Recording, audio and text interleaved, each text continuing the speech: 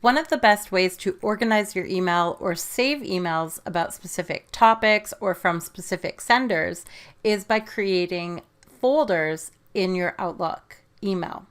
So I've gone ahead and launched my installed version of Outlook on my Windows 10 device, and it is fairly simple to create a new folder. I can either come up to the main menu bar up here at the very top and click on Folder and select New Folder. Here I could give it a name and I could select where I want to place the folder. Do I want it to be a subfolder of my inbox, or do I want to just select my email address so that it becomes a folder of my email? Let me just cancel and show you a shortcut to creating folders.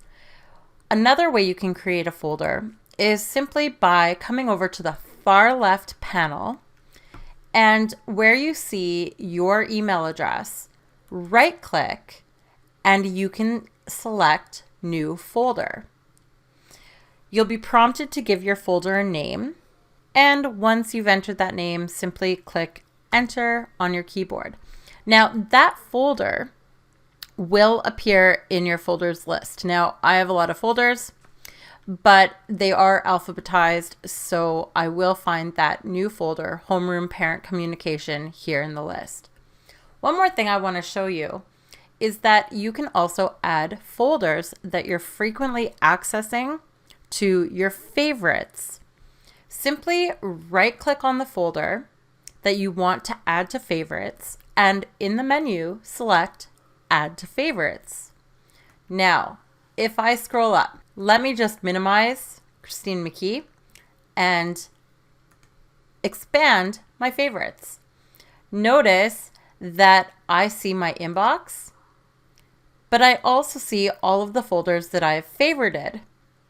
And that new folder that I favorited, there it is, should be towards the bottom of the list. Now I can always move it up by simply clicking and dragging and placing it where I'd like it to be in the list.